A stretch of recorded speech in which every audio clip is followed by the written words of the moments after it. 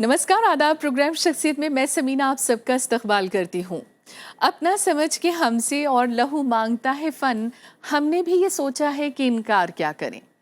कलम के जादूगर और साहित्य को पूरी तरह से समर्पित उर्दू साहित्य का एक बड़ा नाम, एक ऐसा नाम जिनकी कहानियों में, उपन्यास में हिंदुस्तान की झलक और विभाजन का दर्द छलकता है, जो अपनी मिट्टी से बिछड़ने के दर्द को आज भी नहीं भुला पाए हैं, जिनके साहित्य में आम आदमी की झलक दिखती है। खामोश तबीयत और खुशमिजाज शख्सियत, इसी के मालिक हैं जनाब इंतज़ार हुसैन साहब। शख्सियत में आज मुलाकात उर्दू साहित्य के एक बहुत बड़े नाम इंतज़ार हुसैन के साथ। जो मुझे माजी में सफ़र कर रहा था कि मुझे चीज़ें याद आ रही थी अपनी सन 47 से पहले की, अपनी बातें याद आ रही थी, वहाँ के तीज त्योहार याद आ रहे। एक शख्सियत जिनकी कलम ने दर्द की अक्कासी की और वहाँ के मुहर्रम याद आ रहे थे, जन्माष्टमी याद आ रही थी। तो मैं जब ये कुछ हो रहा था तो फिर मुझे ये भी नानी अम्मा भी याद आई कि वो मुझे खाने विभाजन के दर्द को अफसानों में कुछ यूं ढाला कि जब जब पढ़ा तो आंख नम हुई।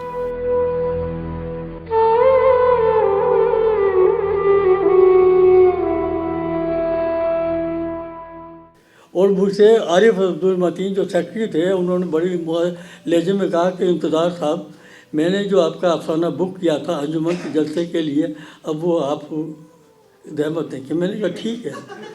और कहा कि वो अदब लतीफ़ में भी अपनी चलेगा। मैंने कहा वो भी बहुत ठीक है। पत्रकार, उपन्यासकार और अफसाना निकार, उर्दू अदब की मशहूर हस्ती इंतज़ार हुसैन। पैदाइश उत्तर प्रदेश के बुलंदशहर के छोटे से कस्बे डिबाई की रही।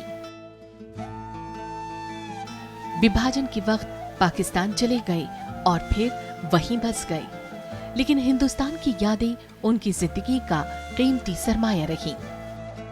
उसका शेक्सपियर का ड्रामा कि बेटियां हैं और वो हर एक से पूछ रहा है कि तुम मुझे कैसा चाहती हो, तो बताती है।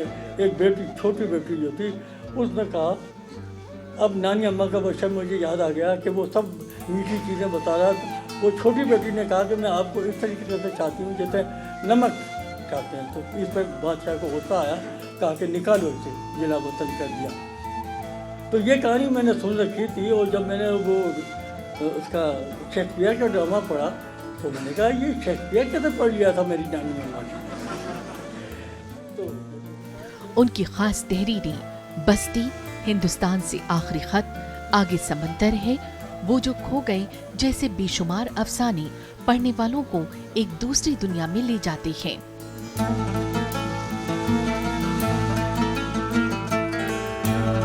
उर्दू अदब की महफिलों में उनकी मौजूदगी वहाँ मौजूद सामीन के लिए बाइस से फख्र होती है। ये कहानियाँ जो हैं, ये कहानी और शायरी में एक फ़र्क है कि ये शायरी जो है अपनी ज़मीन में बहुत पेवस्त होती है और इसकी जड़ें बहुत गहरी होती हैं, और तहजीब जो होती है उसकी, उसमें रची बसी होती है। इसका तर्जुमा करना भी मुश्किल होता है और ये अपने हुदूद से बाहर भी बहुत कम जाती है। लेकिन ये कहानियाँ आवारा होती हैं, ये एक तहजीब से दूसरी तहजीब से, एक मुल्क से दूसरे मुल्क में सफ़र करती चली जाती है। उनकी शख्सियत और जहानत की शैदाई पूरी दुनिया में मौजूद है। उनकी कई किताबों का अनुवाद अंग्रेजी भाषा में किया जा चुका है और इसी तरह वो बुकर इंटरनेशनल प्राइज के लिए नॉमिनेट किए जा चुके हैं। लाहौर फेस्टिवल में लाइफ टाइम अचीवमेंट अवार्ड के साथ साथ कई अवार्ड से नवाजा जा चुका है। फ्रांस सरकार ने भी उन्हें officer of order of arts and letters से सम्मानित किया। जनाब इंतज़ार हुसैन आज की तारीख में भी कलम की रोशनी से अंधेरों को खत्म करने की कारगर कोशिश में लगी हुई हैं। बहुत बहुत खुशामदीद प्रोग्राम शख्सियत में। बेपनाह खुशी है कि आज आप हमारे बीच तशरीफ ला पाए, और अगर मैं आपको कलम का जादूगर कहूँ, उर्दू साहित्य का एक बड़ा नाम कहूँ, कैसा रहा आपका ये सफ़र? देखिए, हमारा अहद जो है ये पूरा, जिसमें मैंने सांस लिया है, یہ بڑا پرآشوب زمانہ گزرا ہے. میرے خیال میں تاریخ میں ایسے دور کم گزرے ہوں گے جس میں اتنے بڑے بڑے واقعات گزرے ہیں جتنے ہمارے زمانے میں. اور ان کے درمیان ایسی مخلوق جس کی کوئی حیثیت نہ ہو، مجھ جیسا آدمی، وہ سانس لے رہا ہے. میں نے دوسری جنگ عظیم، دوسری عالمی جنگ کا زمانہ میری طالب علمی کا زمانہ تھا. ابھی میں فارغ ہوا تھا اور سانس نہیں لیا تھا کہ تقسیم کا واقعہ گزر گیا. مجھے اب اپنی زمین چھوڑ کر ایک نئی سرزمین میں جا کر آباد ہونا ہے. تصور ہی میں نہیں تھی یہ بات. اور جب یہ واقعہ ہوا ہے اور جب اسپیشل جا رہی تھی اور میں میرٹھ میں تھا اس وقت، جی جی جی، تو میرے گمان میں بھی نہیں تھا. جب مجھ سے پوچھا گیا تو میں نے کہا میں سیدھا سادہ طالب علم تھا. تو ایک بڑا طوفان، ایک سیلاب تھا جس میں درخت، بڑے بڑے درخت گر گئے اور بہت سے پتے بہتے ہوئے، خاشاک بہتے ہوئے چلے آئے. ان میں ایک پتا اس نام کا بھی تھا، وہ بھی بہتا ہوا یہاں لیکن آ آپ گیا. کے خاندان کا تو کوئی نہیں گیا میرے لحاظ سے. میرے خاندان سے اس وقت کوئی نہیں آیا اور کسی کا اس وقت گمان بھی نہیں تھا آنے کا. بعد میں آئے وہ. ہاں، اور جب میں آ گیا تو میرے والدین بھی آئے، پھر انہیں آنا پڑا. میں سوچتا ہوں کہ اگر میں پاکستان نہ آتا تو کیا میں افسانہ لکھتا؟ کیونکہ ایک تکلیف تھی جس نے مجھ سے یہ افسانے لکھا ہے. دیکھیے یہ زمین جو ہے یہ بڑی ظالم چیز ہے. اس وقت مجھے پتہ چلا، مجھے اس وقت بچپن بھی یاد آیا اور اپنے بچپن کی معنویت بھی سمجھ میں آئی کہ یہ وہ بچپن کیا تھا اور وہ جس بستی میں میں پلا بڑا تھا وہ بستی کیا تھی. حالانکہ وہ بڑی بے رنگ سی بستی تھی، لیکن وہ بے رنگ بستی جو ہے میرے لیے بہت ایسا گئی کہ ایک رومانس بن گئی اور اس کی باتیں یاد آنے لگی. اچھا مجھے یہ یاد، تھوڑا سا پیچھے چلیے، بچپن کی طرف چلیے. کون کون لوگ آپ کو اس وقت یاد آتے ہیں؟ محلہ تھا، دوست تھے، یار تھے، کچھ پرانے لوگ بھی ہوں گے جن سے آپ متاثر ہوتے ہوں گے. تو بچپن یاد آتا ہے کبھی؟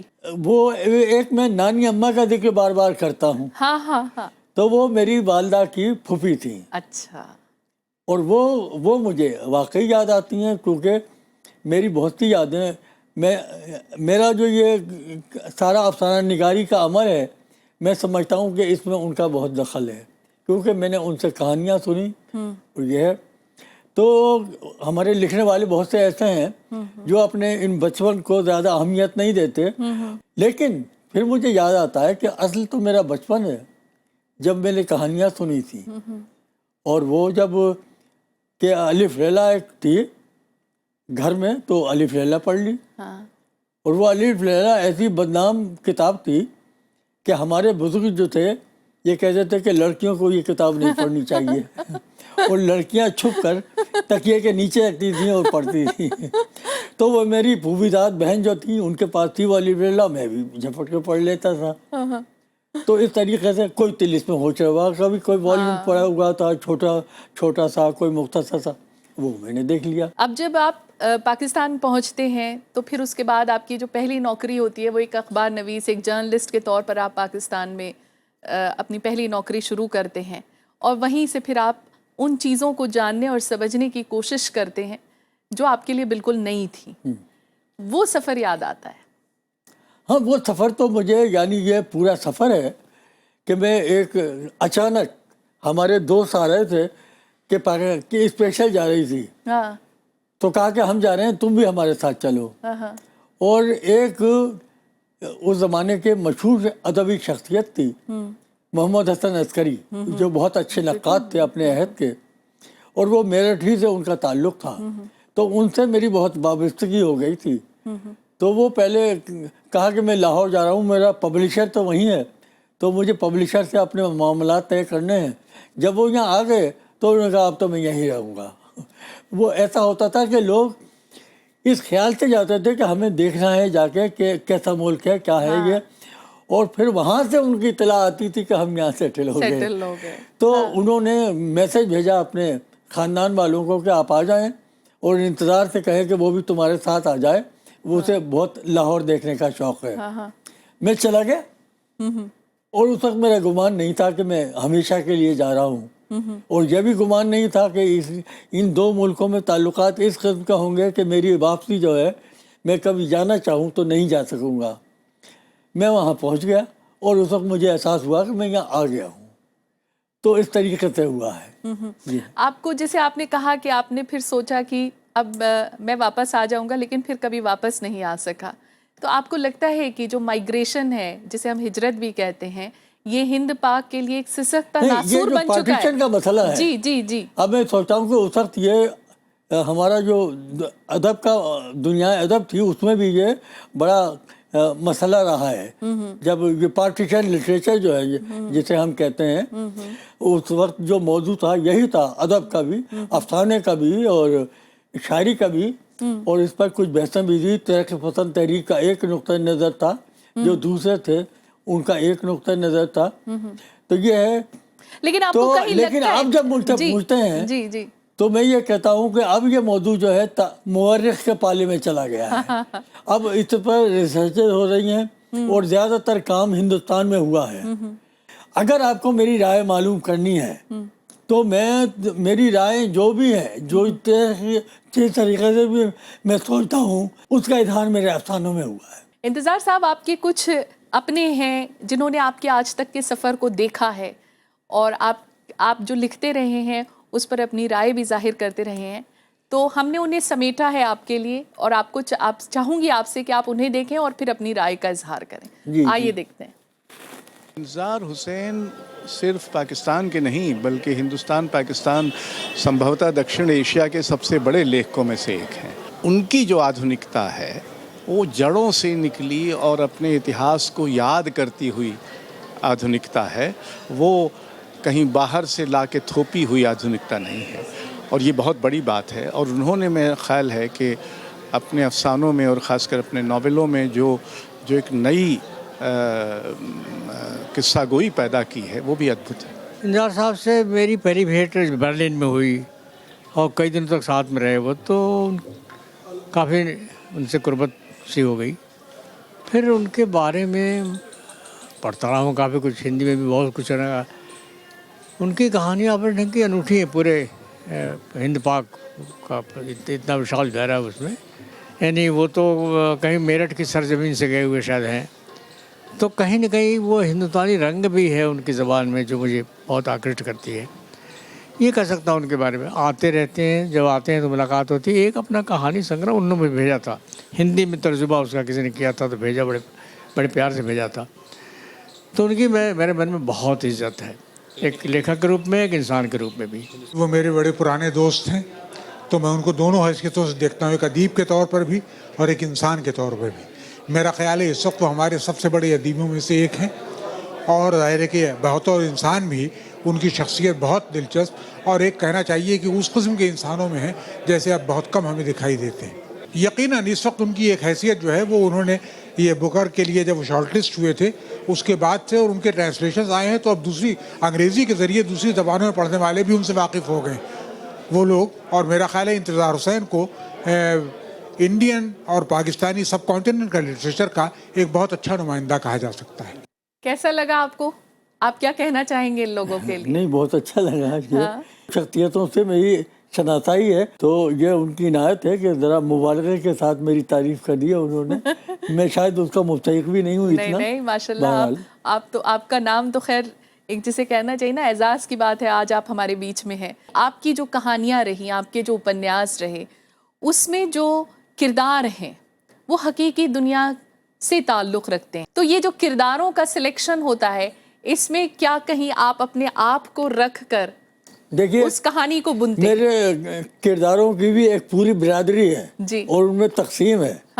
میرے شروع کے افسانے جو ہیں، جو ابتدائی جب میں آیا ہوں یہاں اور مجھے اپنی بستی یاد آ رہی تھی، لوگ یاد آ رہے تھے، تو ان میں کچھ حقیقی کردار بھی ہیں کہ جو میری بستی میں لوگ تھے ان سے یا ان سے ملتی جلتی کوئی شکل میرے ذہن میں بن گئی.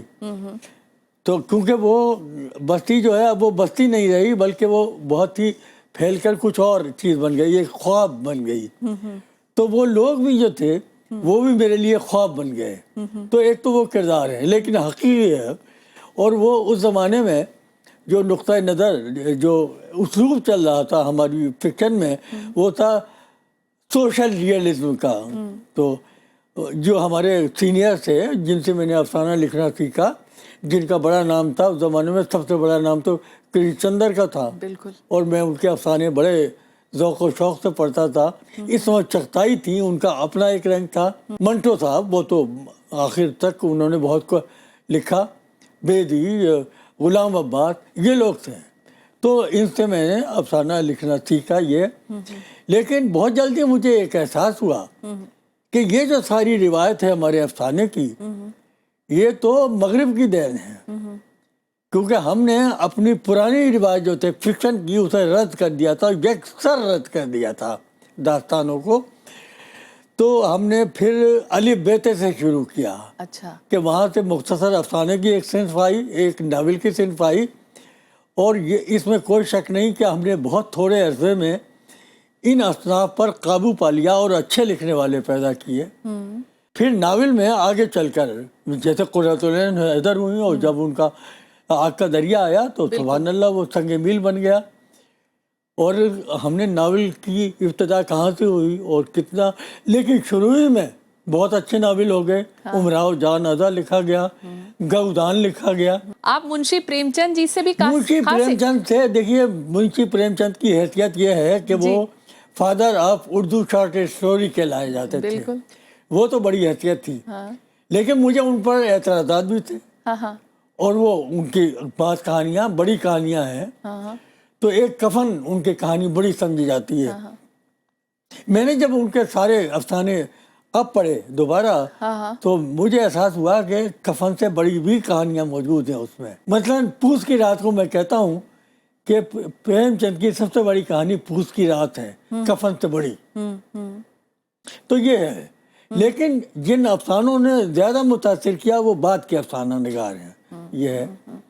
फिर नई टेक्निक का अफसाना आ गया हमारे यहाँ, जो 21वीं सदी का जो फिक्शन था, जहाँ नए तजर्बे हो रहे थे। तो मेरा ये शौक हुआ कि मैं अपनी उस रिवाज से रिश्ता पैदा करूँ, दास्तानी रिवाज से। जब दास्तानी रिवाज से मैं रिश्ता पैदा कर रहा था और मैं ऐसी चीज़ें, और मैं कह रहा था कि ये टेक्निक जिनसे हम बहुत मुतासिर हैं, मगरिबी फिक्शन की जो टेक्निक थी, ये कुछ नई टेक्निक्स हैं जो मुझे मिल रही हैं। अली फैला में कहानी किस तरीके से कही जाती है, ये मलफूजात हैं सूफिया के, और वो किस तरीके से हिकायात सुनाते हैं। मैंने कहा कि ये बिल्कुल टेक्निक नई है और उससे मगरिब वाले इस टेक्निक से आशना नहीं है। और सबसे बढ़कर मुझे ये एहसास हुआ जब मैंने अपनी इस अजमी और अरबी फिक्शन की रिवाज जो थी, जो हमारे पास आई थी, कि हमारी इन कहानियों में रिली मिली कदीम हिंदुस्तान की कहानियाँ थी। बिल्कुल। वो जब कहानियाँ मैंने देखी, बेताल पची थी, सिंहासन में बत्ती थी, तो मैंने कहा कि मैं तो एक और जादू नगर में आ गया हूँ। और फिर मैंने रफ्ता अंग्रेजी में मैंने कहा कि बड़ी किताब इनकी कथा सहरिस सागर है, मुझे वो पढ़ के देखनी चाहिए। तो वो तो एक ही और ही आलम था। तो मैंने कहा ये टेक्निक जो है यहाँ, हम कहते हैं कि टेक्निक तो हमने मगरिब तक सीखी है, लेकिन ये वो टेक्निक है जो मगरिब वाले आशना नहीं है। तो मैं इससे कुछ हासिल करूं। तो मैं उन बदकिस्मत लिखने वालों में से हूँ कि मैं ये याद रखना चाहता हूँ कि हमारी पिछली रिवाज भी थी। इसी सफ़र में जब मैं ये सफ़र कर रहा था दास्तानों का, अरब से आई हुई कहानियाँ जैसे दास्तान अमीर हमजा है, फना है, और फिर अजम से आई हुई कहानियाँ जो हैं, ये इनको देख रहा था। तो मैं कदीम हिंदुस्तान की रिवाज, कथा कहानी की जो रिवायत है उसमें निकल गया। तो मैंने कहा कि ये तो और जहान है, ये भी हमारी रिवाज का हिस्सा है। इसे तो हमने सभी ने फरामोश कर दिया था, हिंदी वालों ने क्या और उर्दू वालों ने क्या। तो अच्छा, मुझे महात्मा बुद्ध की वो जातक कहानियाँ पढ़ने को मिली। तो वही मैं पूछ रही थी कि आप बुद्धिज्म से भी कहीं ना कहीं। तो बिल्कुल नई टेक्निक है। एक आदमी बैठा हुआ है और वो ये कह रहा है कि लाख बरस पहले ये वाकया गुजरा था और उसने उस आदमी ने इतने दुख उठाए और उसने ये कहा कि ये इस तरीके से हो। तो वो पूछते हैं उसके चेले जो हैं कि तथागत ये आदमी कौन था? वो कहता कि वो मैं था। मैं 1 लाख बरस पहले पैदा हुआ था और मैं उस वक्त बंदर के जन्म में था, या मैं यानी चिड़िया था कोई, वो राजहंस था मैं। तो ये जो है कि एक रूप बदलते चले जा रहे हैं। एक आदमी कह रहा है कि मैंने इतने रूपों में और इतने जन्म लिए हैं मैंने, और मैं ये, और वो कहानियाँ सुना रहा है। तो मेरे लिए ये बिल्कुल एक अजीब, ये फिक्शन का ऐसा बाब है जिससे मगरिब वाले बिल्कुल आशना नहीं है। ये हमारे इस सरजमीन की पैदावार है, ये जो सारा रोमांस है कहानी का। इंतजार साहब, आपके कुछ अपने हैं जिन्होंने आपके आज तक के सफर को देखा है, जिन्होंने अपनी राय का इजहार किया है। मैं चाहती हूँ आप उन्हें भी देखें। आइए देखते हैं। कोई उर्दू का कोई फंक्शन, कोई उर्दू का जश्न इंतज़ार भाई के बग़ैर तो कभी पूरा हो नहीं सकता। अभी मैं पाकिस्तान गई थी, लाहौर, तो मैंने देखा था कि इंतज़ार साहब ने कितना गज़ब का एक तर्जुमा किया। यानी और फील्ड्स में तो वो हैं ही हर फन मौला, मगर उन्होंने अतिया हुसैन का novel sunlight on a broken column, उसका इतना गज़ब का तर्जुमा किया है। तो मुझे यानी इट्स ऑलमोस्ट जैसे ट्रांसक्रिएशन होता है। बाकी यह है कि स्ट्रीम ऑफ कॉन्शियसनेस, उनकी पकड़, उनकी पहुंच और उनकी सेंसिटिविटी जो है, ख़ास तौर से बर्र सग़ीर के लिए, यहाँ के मसाइल के लिए, यहाँ की गंगा जमनी तहज़ीब के लिए, वो एक ज़रबुल मिसाल हैं। और दुनिया में इंतज़ार भाई जैसे, इंतज़ार साहब जैसे कोई फ़नकार बहुत ही कम होंगे कि जो दोनों कॉन्टिनेंट्स को बिल्कुल स्ट्राइक करते हैं और बैनुल अक़वामी शोहरत रखते हैं। इंतज़ार हुसैन साहब की उम्र अल्लाह दराज करे। जब तक वो हयात हैं तो वो हिंदू और मुसलमान, हिंदी और उर्दू के बीच में एक पुल की तरह है। और हमारा ख्याल से पाकिस्तान के वो अकेले आदमी हैं फिक्शन लिखने वालों में जिनसे जितनी मोहब्बत यहाँ के लोग करते हैं उतनी मोहब्बत शायद पाकिस्तान के लोग भी ना करते हों। इंतज़ार हुसैन जैसी शख्सियत का वीज़ा ही नहीं होना चाहिए। इनके पास तो जब जी चाहे ये बैठें और चले आए। इनका तो वीज़ा लगना ही नहीं चाहिए। ऐसे लोगों का तो वीज़ा ख़त्म कर देना चाहिए। इंतज़ार साहब के बारे में तो क्या कहा जा सकता है। वो मेरे ख़्याल से इस वक्त उर्दू के दुनिया भर में सबसे बड़े अफसाना निगार हैं। उनके कलाम का तराजिम कई ज़ुबानों में हो चुका है, अंग्रेज़ी में और ज़बानों में तराजिम हो चुके हैं। बहुत शोहरत है, बहुत पसंद किए जाते हैं। 20वीं सदी के तीसरी दहाई में, और वहाँ से जो अदीब और शायर जो कि जिन्होंने अपना मुकाम बनाया और अपना एक इनफरादी रंग शामिल किया उर्दू अदब में, उनमें से एक इंतज़ार हुसैन साहब भी हैं। हालांकि आप देखिए कि आम तौर से जो नाम आते हैं वो सारे तरक्की पसंद तहरीक के हैं। तो बहुत चुनिंदा नाम ही हैं जो तरक्की पसंद तहरीक से बाहर के अदीब या शायर हैं जिनका ज़िक्र उस तरह से आता है सफ़े अव्वल में। उनमें से एक इंतज़ार हुसैन साहब है। इंतज़ार हुसैन मेरे बुज़ुर्ग, मेरे बड़े भाई,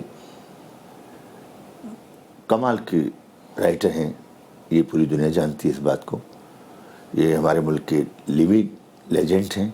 अल्लाह इनको सलामती दे, सेहत दे और सलामत रहें। हमारे पूरी दुनिया के लिए, पूरी जो उनके चाहने वाले हैं उनके लिए। क्या कहना चाहेंगे इन सब के लिए आप? नहीं, आपको बहुत चाहते हैं लोग। हाँ, बहुत खुश हूँ मैं। अच्छा लगा। बहुत बड़ी इनायत है उनकी कि भाई इन्होंने मेरी कहानियाँ कुछ पढ़ी होंगी। ज़ाहिर है कि कुछ इतनी तारीफ़ का मुस्तहिक नहीं हूँ जो मुझे मिल रही है, ये भी है। वो लिखने वाला बहुत खुशकिस्मत होता है जिसे अपने अहद में, अपनी ज़िंदगी में दाद मिल जाए पूरी। बहुत। तो इसमें कोई शक नहीं है। मुझे ये बताइए, अब मैं आपसे एक चीज़ ज़रूर जानना चाहूँगी। जो हमारे यंग राइटर्स हैं, जो नए बच्चे हैं, नई पीढ़ी है जो अफसाना निगारी में अपना कुछ हुनर दिखाना चाहती है, उनके लिए आप किस तरह का पैगाम देना चाहेंगे? उन्हें किस तरह से आगे बढ़ने की ज़रूरत है? किस तरह से अपनी चीज़ों को सलीके से पेश करने की ज़रूरत है? देखिए, ये जो पिछली नस्ल होती है जी। और जो उसके सीनियर राइटर जिन्हें कहा जाता है, तो उन्हें अपनी नई नस्ल के लिए कोई पैगाम नहीं देना चाहिए, और जो नई नस्ल का लिखने वाला आता है और जो सच्चा होता है वो उस पैगाम को सुनता भी नहीं है, वो तो बगावत के मूड में होता है ना। तो लेकिन हम खुद मसलन मैंने अपनी मिसाल पेश की कि मैं इन सब लोगों को मैंने पढ़ा, फिर मैंने इनके खिलाफ लिखा भी। अच्छा। कृष्ण चंद्र का मैं अभी जिक्र कर रहा था, मैं कृष्ण चंद्र का बहुत बड़ा मौक़िफ़ था बहुत, लेकिन मैंने फिर कृष्ण चंद्र के खिलाफ अपने रद्द-ए-अमल का भी इज़हार किया कि यहाँ ये है। तो ये भी होता है। तो ये अदब की रिवाज जो है इस तरीके से चलती है। हमने जितनी ज़मीन हमवार कर सकते थे वो कर दी है। वो आइंदा लिखने वाले आएंगे, वो अपने तौर पर सोचेंगे, कुछ हमसे सबक लेंगे, कुछ हमारे खिलाफ रद्द-ए-अमल भी आएगा। जाहिर है वो तो हुआ करता है। चलते चलते मैं ये ज़रूर जानना चाहूँगी कि आप फिल्में देखी कभी आपने? यकीनन देखी होंगी। फिल्में मैं देखता रहा हूँ, लेकिन मेरा फिल्मी दौर जो है बहुत जल्दी गुजर गया। मैं उस ज़माने का वो फिल्मीन हूँ जबकि नरगिस का बहुत शौरा था। क्या बात है कि एक जो पिक्चर बनी जी, मैं समझता हूँ कि वो बड़ी पिक्चर थी। अगरचे उसका जिक्र उस तरीके से नहीं आता, दलीप कुमार भी था उसमें, और वो है जोगन। दोनों ने कमाल दिखाया है उस पिक्चर में। जिस तरीके से मकालमे ऐसे हैं कि इतना मुख्तसर मकालमा कि एक लफ्ज़ बोला और वो मकालमा पूरा हो गया। मेरी उनकी प्रीत पुरानी, उन बिन कल ना पाऊं, उन बिन कल ना पाऊं। जो पहरावे सो ही पहरूं, जो पहरावे सो ही पहरूं, जो दे सो ही खाऊं, जो दे सो ही खाऊं। मैं तो गिरधर के घर जाऊं, मैं तो गिरधर के घर जाऊं। इंतज़ार साहब, आज आप शख्सियत में तशरीफ़ लाए, आपका बेहद शुक्रिया। नवाज़िश आपकी बहुत इनायत, बहुत खुशी हुई आपकी महफिल में आकर। बहुत बहुत शुक्रिया। तो शख्सियत में आज फ़िलहाल इतना ही। ऐसे ही ताबिंदा सितारों का सिलसिला शख्सियत में जारी रहेगा। इजाज़त दीजिए, नमस्कार, आदाब।